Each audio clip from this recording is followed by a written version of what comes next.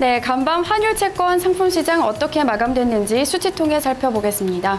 먼저 지난밤에는 포르투갈 최대 은행이 단기 부채 상환을 연기했다는 소식이 들려왔습니다. 따라서 유로존 위기에 대한 경계감이 커지면서 금융시장에서는 안전자산에 대한 수요가 급증하는 모습이었는데요. 먼저 환율 시장에 어떤 영향을 미쳤는지 함께 살펴보겠습니다. 10일 서울 외환시장에서 원달러 환율은 1.3원 오른 1013.4원을 기록하면서 5거래일 연속 상승했습니다. 이주열 한국은행 총재가 기준금리 인하 가능성을 내비치면서 원달러 환율 상승 요인으로 작용했는데요. 이날 이 총재는 기준금리를 연 2.5%로 동결한 후 간담회에서 성장 및 물가 전망에 하방 리스크가 보이고 있다고 말하며 이 기준금리가 추가로 인하될 수 있음을 시사했습니다. 이어서 뉴욕 외환시장으로 넘어가 보겠습니다.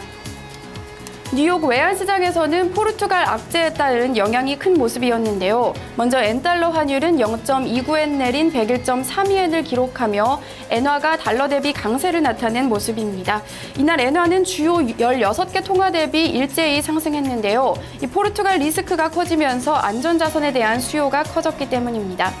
반면에 유로화는 달러에 비해 하락세로 전환했습니다. 이날 달러 유로 환율은 0.0037달러 내린 1.3605달러를 기록했습니다. 이 포르투갈 은행의 파산 가능성이 나오면서 유로화 강세가 주춤한 모습이었습니다.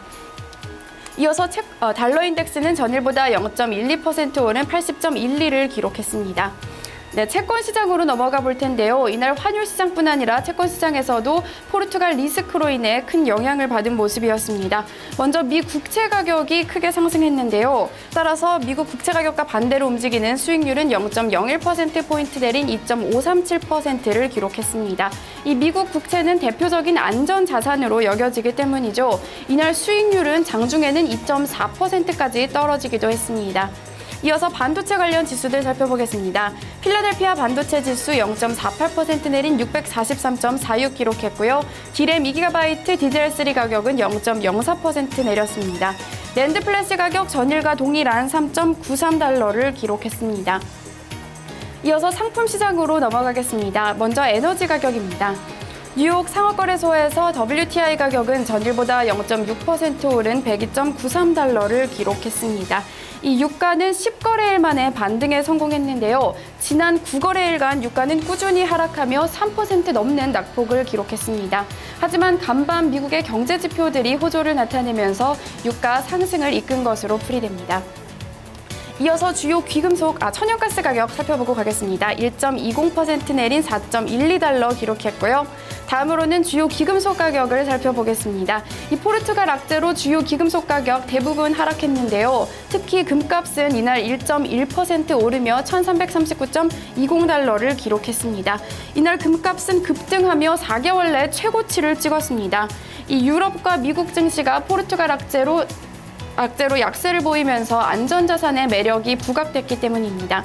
은값 역시 함께 상승했습니다. 전일보다 2.1% 오른 21.51달러를 기록했고요. 구리 가격 역시 0.61% 오른 3.27달러를 기록했습니다.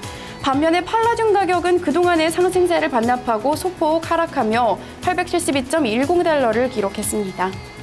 네, 증시 변동성 나타내주는 빅스 지수 함께 보시겠습니다. 8% 넘게 가파르게 오르며 12.59를 기록했습니다. 전날에는 이 거래일보다 하락하는 모습을 보였는데요. 하지만 변동성이 커지면서 빅스 지수가 다시 급등하는 모습이었습니다. 해운업 경기 선행지수죠. BDI 지수 27포인트 내린 836포인트를 기록했습니다.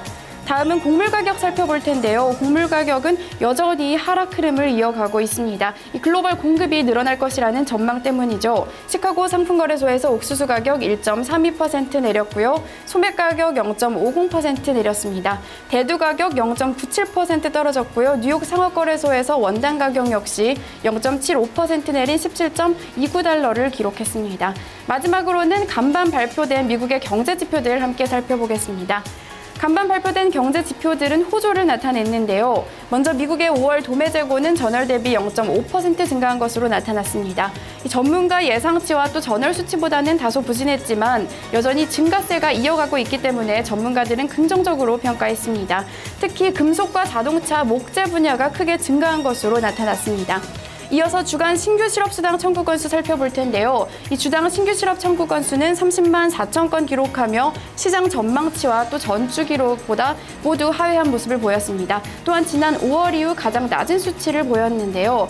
이 6월 고용지표 호조에 이어 주간 신규 실업 청구 건수조차 낮은 수치를 보이면서 고용시장 회복에 대한 기대감이 커지고 있습니다. 지금까지 데이터 센터였습니다.